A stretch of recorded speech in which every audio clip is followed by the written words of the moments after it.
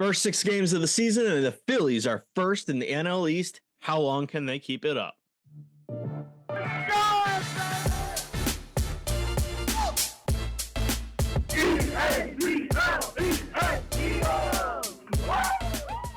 Hello, everyone. Welcome to Philly Sports Now, a Philly fan podcast. My name is Zach. With me is Andrew, and we're back to talk all things Philly sports. Now that the Phils have already played today on Thursday, April 3rd, I will start off with a quick.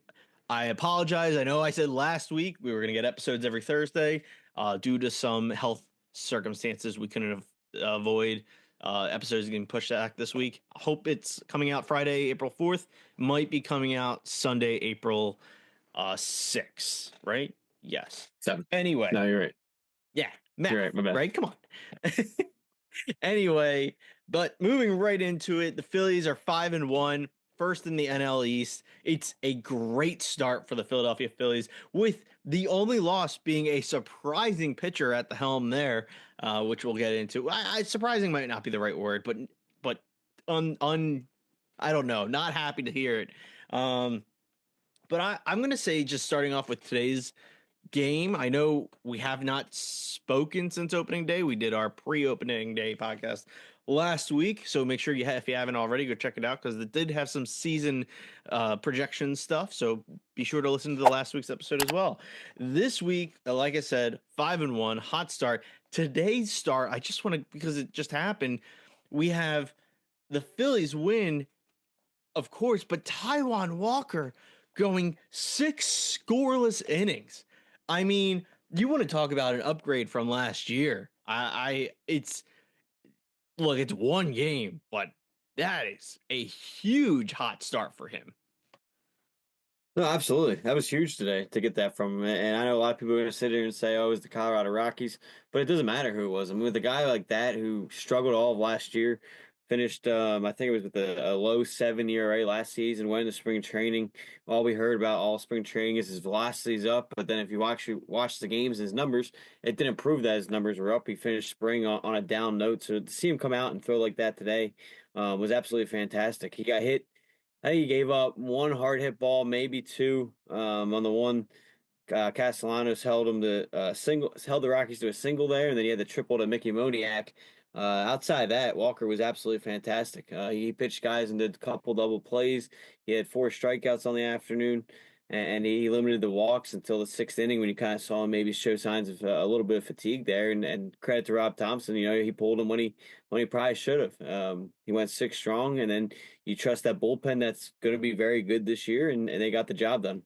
And but yeah, a lot of credit to Walker. I mean, it's easy to think about all the fans that have criticized him all last year going into the offseason. You can't bring him back. You can't do this. And credit to him, just battling through the offseason, and you come out here and do that your first start. And again, you don't know the future, what he is. Obviously, once Ranger Suarez comes back, but all you can do is go out and prove himself, and you get that when he comes back, and probably a bullpen.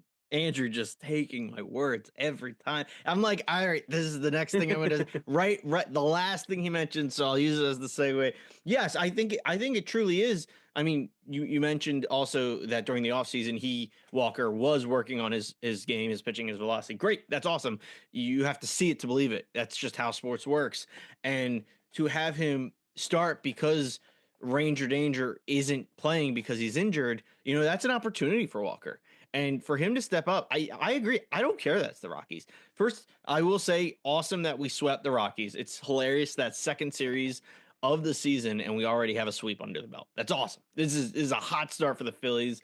I did not end up taking the Phillies win total, but I am still sitting here saying that I am hoping for 100 wins this year. And nothing this week has said otherwise in my head. And that's because you're winning against the teams you should be winning against. And it's so early to talk like that already, but I have to sit here and say that, because if people are gonna try and discredit Taijuan Walker, because it's the Rockies, you have to sit here and also praise them for sweeping the Rockies, because you're doing the correct thing based off of what's happening around you. And it's awesome. It's awesome. I got to see some of the pitching today. I didn't get to see the whole game, but I did get to see some of Walker's pitching. You mentioned the strikeouts, and I also was just going to mention catching Freeman at first base, catching him off guard. He had a great game. Walker played the game well, and I think it can't be said enough that it's him playing for his job, and that's he did it. He did a great job. I'm not saying he deserves to start over Ranger, but I think he deserves his place on the team right now. That's for sure. Yeah, that's what he plays for. Because I mean, yeah, like you said, Ranger's going to be the starter once he's healthy. Now, the two options the Phillies will face if Walker continues to pitch really well, and that'd be either you turn your team to a 6-man rotation. That way, you kind of limit Ranger and Walker's innings, and limit the damage there, and kind of keep Ranger a little bit more healthy. But then obviously that takes away starts from your top of the rotation, which you don't want to do that. So Walker probably earns himself a spot in the bullpen and becomes your long man that can go 2 innings out of the pen in that sense. So those are probably your two best options.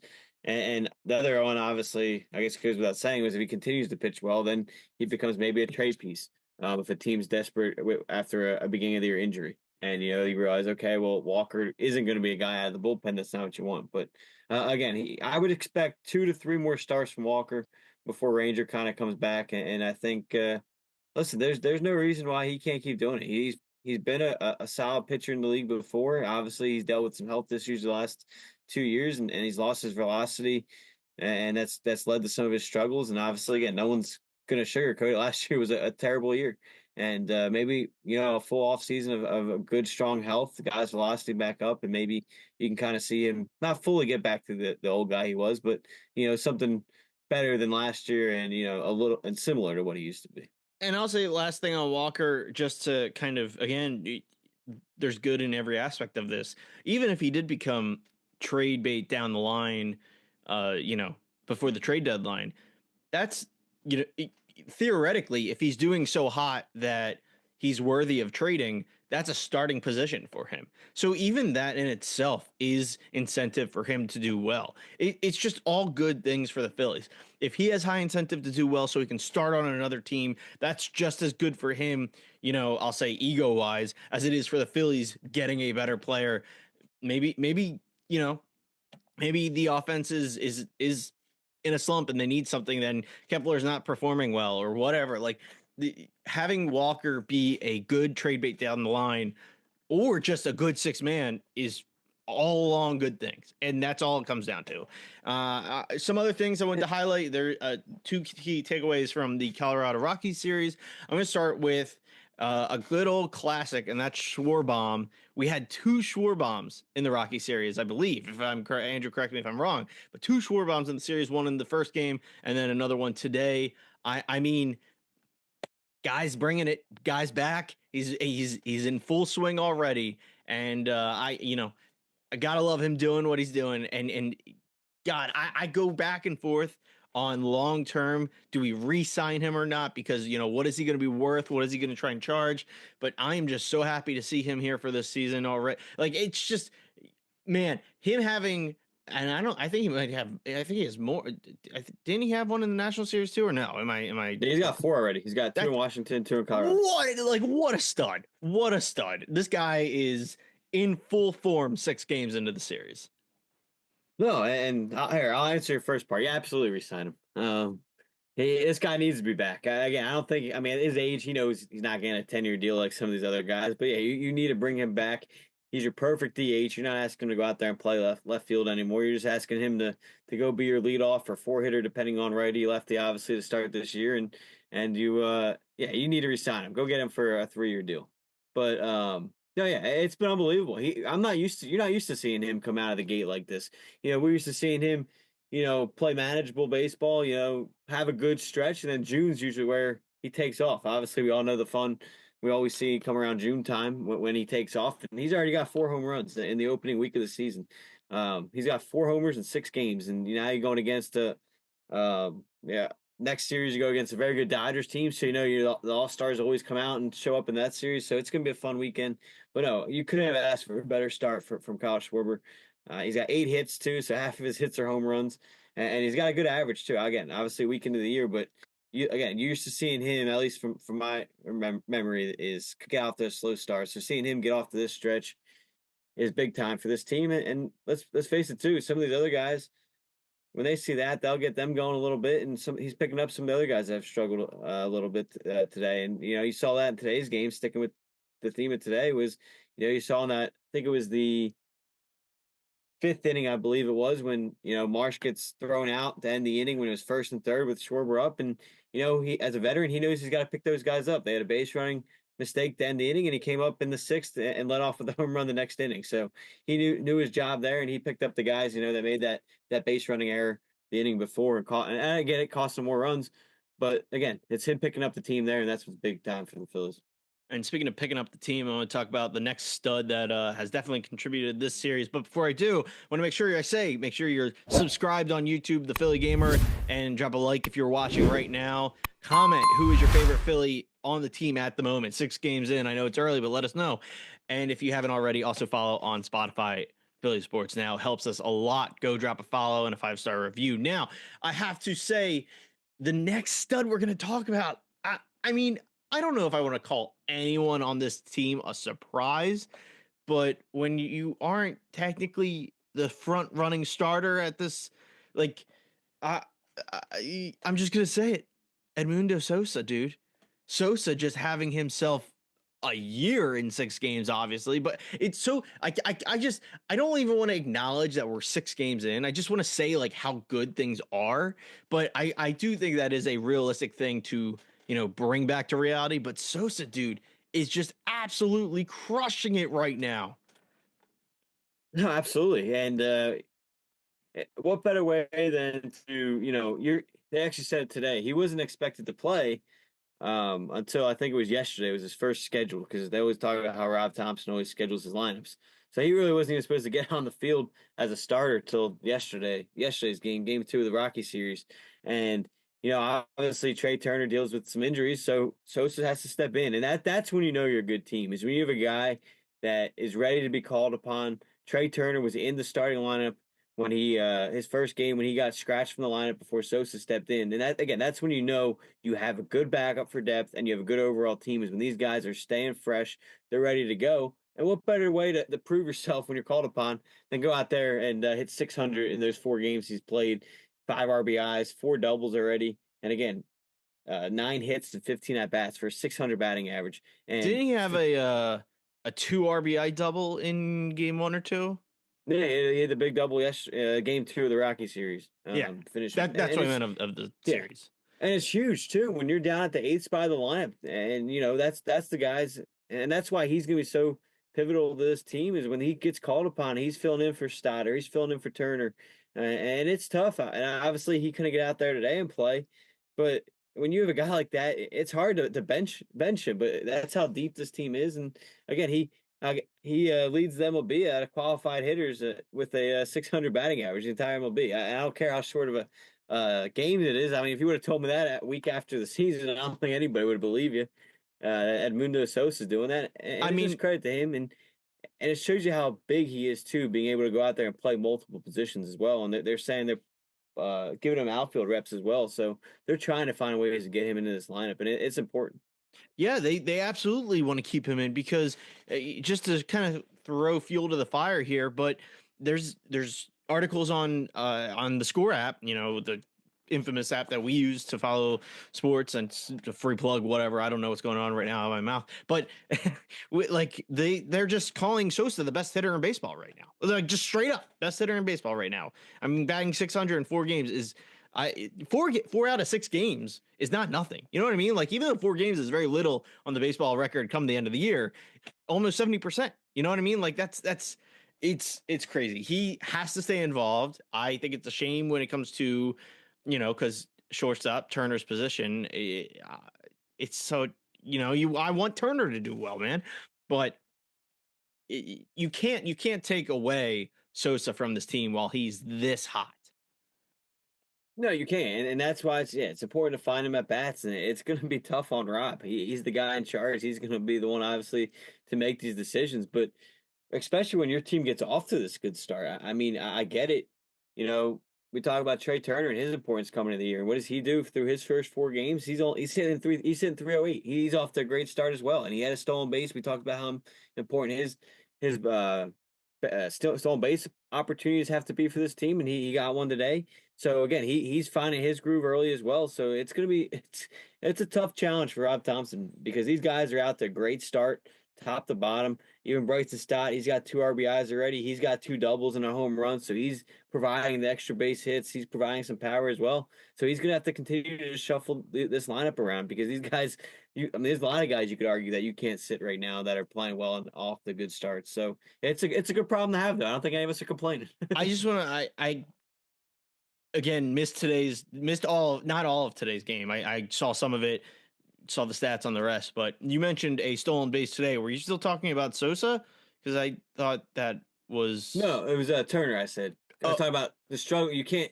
It's tough to bench guys because Turner's off to a great start. You know, he absolutely. was hitting 308 and with steals too. I So was just going to mention how, okay, so not only did Turner have a stolen base, but also we had JT determined as all heck to get a stolen base right. today. I mean, that was so funny seeing him get pegged out by the ball.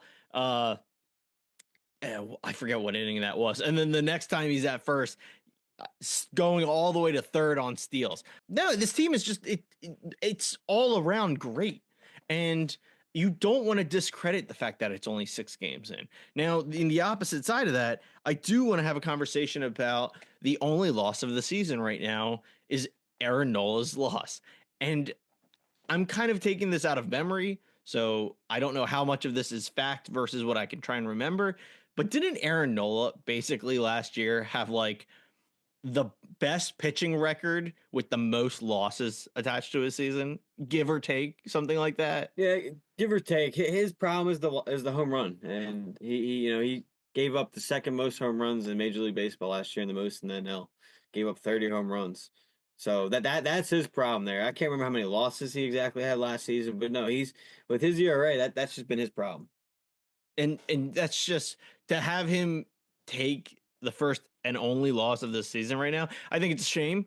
I hope he works on it. It's funny how immediately I saw on Twitter just uh, plenty of people just blaming Nola for that loss, and that's just hard. He's a guy who I'll never forget seeing him in the NLDS in person. Yeah, NLDS, not the NLCS. Yes, I saw him play in the NLDS, and I remember him thinking that could be his last game, and he at home at the Phillies stadium, and seeing him tip his cap on his way out. And it's a guy you don't. It's when you have such a likable guy and you want to do well is the best way to put it. And man, I need Nola to do just a little bit better because I don't want this smudge on his record, so to speak. I will always say this: Aaron Nola will go down as one of the most underappreciated Philadelphia athletes. And It's I don't it's a and shame I because don't disagree with that, but I think there is something to be said with his record for wins. I just I don't think he is nearly as bad like to your credit, I don't think he's nearly as bad as fans put him at. Like you would think we're losing and not even making the playoffs because of Nola based off of fan reactions. no, my thing, even if you take Sunday's game for example against the Nationals, he struck out 8 and 5 innings. He dominated through 3 and 2/3 innings, and again he ran into the long ball problem. He gave up the home run to Josh Bell. It started with 2 outs there. He ran an inside pitch to Ruiz and hit him, which kept the inning going. And then Bell fouled off a couple pitches, and then Nola left one up middle of the plate. And to his defense on that one is, I mean, the amount of times the offense left guys on base. I mean, the Phillies didn't score until the ninth inning there, and the Phillies. I mean, obviously the bats are going to go cold some games here and there, so it's different if you go out and score. The Phillies have 8 hits and 1 run. Like the Phillies should have had at least 5 runs in that game. The amount of guys they left on base, so he could have went out there and threw a 2-run gem there and still got the loss. And that So being said, that was a team loss. and that being said, I do want to go into next how I think the Phillies still have an offensive problem, and that is if I counted correctly, I believe we only have 4 runs against starting pitchers right now. Yeah, that's been the biggest problem right now. It is the bats against the starting pitching, and obviously it's something that's gonna have to change. You can't keep playing from behind or wait until late in the games, but that's been the Phillies' biggest thing this year. If there is a knock on this offense, is the inability to drive in runs. And you saw that even in today's win, 3-1 final. I mean, you saw the Phillies had, I think it was 9 hits in 3 innings and had 0 runs. Like that's wild. Like if you told me the Phillies had if you just said the Phillies had 9 hits in 3 innings, I'm thinking the Phillies are off to a great start up in that game, probably 3 or 4 nothing at that point. And you don't get the first run, and that's just funny how baseball works too. Is you don't get the first run until Schwarber gets on the left fielder missing an easy fly ball, a routine fly ball, and just pops out of his glove, and then you capitalize on that. So it's funny. It's funny how baseball works like that. You get 9 hits, can't score, and then all it takes is one error, and you start getting the runs. Yeah, I mean, it just takes an error to get the kind of juices flowing. You know what I mean? It just takes that one thing to be like, oh, okay, they're not invincible, and we can take advantage of this team out there right now. And I will say, kind of to keep in this whole theme of the bats and how they're doing productivity wise, which also goes into the same thing about us talking about the Rockies series and sweeping them. We have a major series coming up starting tomorrow, which is the Los Angeles Dodgers coming to Philadelphia. This is huge. The Dodgers went and swept the Braves in a 4-game series, I believe, and it's the Dodgers are no joke. I think they're undefeated, right? Because they Eight swept 0. their Japanese series as well. So Yep. the Dodgers are absolutely the team to beat right now. It's scary. I mean, they're World Series champs for a reason, and they're flaunting it. They're showing it highly. So now it's, can the Phillies go capitalize on their own winning streak and scare the Dodgers into reality? I don't know. I mean, the Dodgers have a very good pitching group. You know, like they have a very good bullpen and they have very good depth, all similar to the Phillies. But we're essentially at the point here at the third series in the season where you get to test who's the best. And this is going to set the mood. This is going to set the tone for the next few months, I think. Because if you go into this and you get nothing from the Dodgers, say they go and sweep the Phillies in Philadelphia, that's scary. That's scary. I I don't know what to say expectations wise, and I don't know what like. You need to get one win. You need it. I think whether or not you can get two is kind of the statement you need to tell the Dodgers they're not invincible and the Phillies are here to stay. Yeah, I couldn't be more excited for this series. Like, this is gonna be a fun series. April. I mean, the fans are already out this week, but I mean that place is gonna be fun. And yeah, I would be shocked if it's not playoff atmosphere tomorrow. oh, it will be. It will Shocked.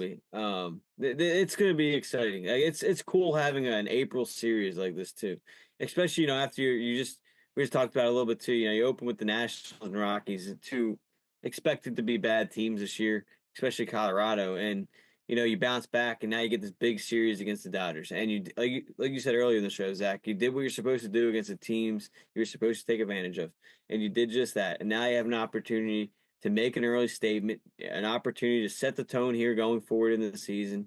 You currently have one loss on the year, so you get these first two. You get two of this first series with the Dodgers. You play them twice, two series, one down, one in LA, and you can get this one. You come out of it, both teams with two losses, and you go from there the rest of the way in the season. So it's going to be a fun battle. You get Luzardo in the first matchup for the Phillies, the newcomer. He'll get his first home start this Friday. Saturday, you get Nola. Hopefully, bounce back opportunity for him, his first home start of the season. And then you end it with Christopher Sanchez, who continues to pitch well. So it's going to be an exciting matchup, exciting time, and hopefully these guys are ready. It's going to be fun. I think. Again, they have a lot to prove. I mean, I think these guys are going to get out and they know they have a lot to prove, and they're going to be excited and take this challenge well. Now, kind of keeping in line with the Dodgers and the NL East, at least, I know I mentioned it, but the Braves are 0-7, the exact opposite. They got swept by the Dodgers. I forget the other team that swept them as well. But Padres. Padres, also a good team right now. But the Braves are 0-7. We talked about we weren't necessarily super afraid of the Braves going into the season, but to take them seriously. Andrew, has that kind of changed after their defeated 7-game streak right now? And a kind of quick wrap up of your thoughts on how the Braves are doing and can they come back from what is, just kind of be one of those moral losses right now. It's 7 games in, it's 100 whatever games. Like, it's not statistically impossible, blah blah blah. But how big morally is this right now?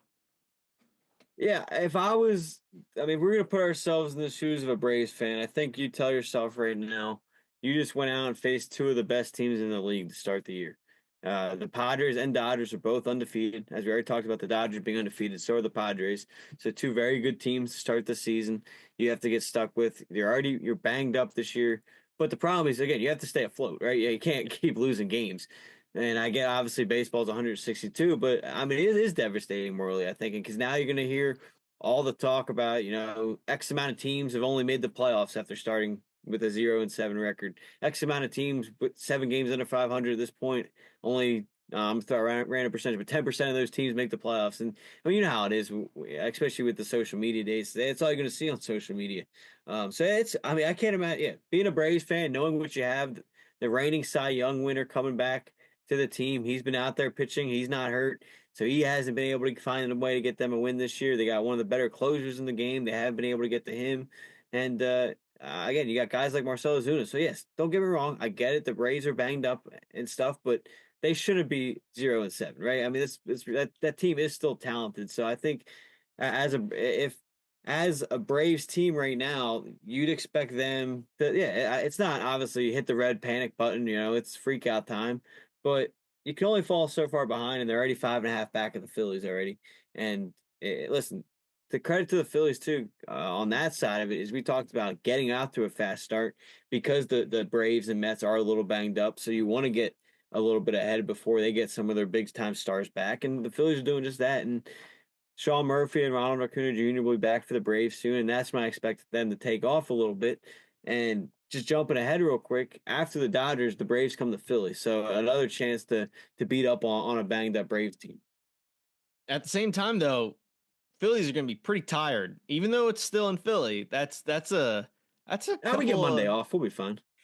All right, so let's go into our predictions going up against the Dodgers series. So we have Luzardo followed by Nola followed by Sanchez in our Phillies pitching order as far as again the Philadelphia Phillies go.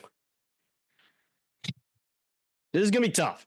This is gonna be tough. I'm not gonna sugarcoat it. Dodgers are, I said it, the team to beat. I think they're going to pull off at least one win. I think they're going to get the first loss for the Dodgers. I don't think I can say we're going to get two. Uh, I think tomorrow, game one, we come in hot in Philly, City Connect jerseys. Phillies go and they take the first W, giving the first L to the Dodgers for their year. However, I do think we're going to lose the next two games. I think that's just a lot. I think it's a lot to happen right now, and the Phillies are going to face their first true adversary of the year, and it's not a bad thing that they take two losses in this series and then go whoop some Atlanta Braves ass the following series. So I think that's kind of what's happening. I think the Phillies go 1-2 against the Los Angeles Dodgers, and we bounce back. Yeah, I think, like you said, it's gonna be a very tough series. It's gonna be a fun series, and I think neither team will take two in a row. So I think the winner of game one will take the series. So I think that's kind of going to set the tone for the weekend, and I think the Phillies will have the fans backing them up, like you said earlier, Zach. The playoff atmosphere. You got Jesus Lazard making his first start with the club at home. I think the Phillies take game one, and then they'll take Sunday afternoon's game as well. I think the Phillies will take the series, and I think it's a set the tone kind of thing, and I think the Phillies need this too. I think fans coming into the year, there was all the question marks about running it back and everything, and fans being cautious about certain things. So I think the team knows, they need the series. They need the series kind of not only set the tone for baseball, knowing like okay we're here. I think they need to show the fans they're here too, and I think everything from that standpoint goes well, and you're able to find a way to get the job done here on the road, or sorry, at home. Dodgers coming to you on the road there after being out west for their opening series against the Braves outside the first two in Japan. So again, I think we get the job done at home, and the Phillies walk away winning the third straight series to open up the season. I do think it's very possible. Like, I'm not sitting here about to argue with you Phillies can't win the series.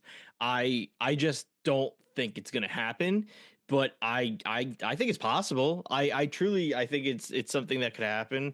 Um yeah, I hope I'm wrong. As I love to say on this podcast, I hope I'm wrong because I do think this series is a big moment this year. I think that's kind of one of those things that our family always likes to joke about core memories, from Inside Out.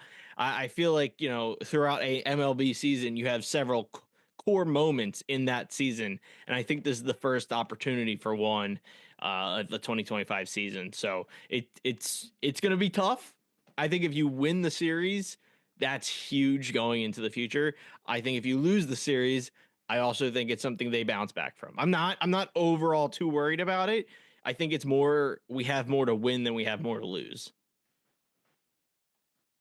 Yeah, I mean, so you're telling me if we lose the series, the season isn't over? That's absolutely correct. Only if you go 0-7 Yeah. and Hey, start with the that. joke is, there's fans out there that think that will be. See, it's the same team that can't Oh, get the dude, job done against good teams. I had a friend text me, shout out Kyle, and he texted our group chat, and I forget which station it was he was listening to, but a caller called in and said the Phillies season was over after one of the wins that we've had. And it was just like, what are you doing, Phillies fans? Don't we have a good thing going. First of all, you should be on a high because of the Super Bowl still. Like you should be on cloud nine because of the Super Bowl win still. If you're that worried about the Phillies, you shouldn't be. A. B. There's no evidence to back up that the season is over. I'm not even talking about the fact that there's only 7 games. I'm just saying what are you looking at right now that makes you go, no, season's over. It must be winning. Winning has you worried. So, we'll leave it at that. We'll have a fun little edit there for Zach to deal with. I got an MLB rant real quick. Ooh, are we about to say the Yankees are doing some illegal shit they shouldn't be? No, it's more about which I've done before is their terrible scheduling of blackouts and how hard it is to watch games sometimes. Go for it. Well, I had the schedule up here and I just took notice that tomorrow night's game, well, if you're listening, well, it'll be when it comes out, tonight's game against the Dodgers, Friday, April 4th, is Apple Plus. Apple TV Plus. So it is not on NBC Sports or anything like that. And I don't know. I forget if MLB TV will override that. So I might not even have a way to watch it because I don't have Apple TV. I don't So think I can't remember if MLB TV allows you. And I if it don't think it doesn't, that's does. ridiculous. I think Well, Apple TV is the exception to the rule. Like when Prime was the first streaming thing for NFL and it was for Thursdays only. I think that's what this is. but how dumb is that? You have one of the most exciting games to start the season. In the first 2 weeks of the season. Yeah. Quote unquote experts have picked the Phillies to be the best contender to this Dodgers team throughout the season, definitely in the NL, maybe in all of baseball. And there's going to be, I don't know how many people have Apple TV, but there is going to be a handful of people that won't even be able to watch this game. I'm gonna say it. I'm gonna say it right now. I have YouTube TV, and I have yet to get a single Phillies game via YouTube TV. I have to use MLB TV. So it's like, what the hell am I even paying for? So I'll say it right now. All aboard the Jolly Roger, man. Get on the Jolly Roger, and yo ho, a pirate's life for me. And if you know what I mean, you know what I mean. And if you don't, go on the internet a little bit more, just a little bit more than you are, which would be shocking. But all aboard the Jolly Roger. Don't get Apple TV if you don't have it because that. That's do not support this. Go get on the Jolly Roger and do what you got to do. I mean, I know what you're referring to, so that's going to be the way because I don't have Apple TV. And like you said, right. I'm not getting it. I'm not getting it from one game. from from one sailor to another sailor. Thank you everyone for listening to Philly Sports Now. Hey, did you go follow us on Spotify, the Philly Sports Now? That's not true. I combined the two things. Follow us on Spotify, Philly Sports Now. Go give us a 5-star review. Appreciate it. If you're on YouTube, make sure you like, comment, and subscribe to the Phillies Gamer. Leave a comment. Tell us if you're excited or not. Were you the guy that called and said the Philly season is over? You don't have the balls to tell us. Anyway, I'll leave it at that. Thank you everyone listening to Philly Sports Now. Social is in the description below. And as always, go Phils. Go!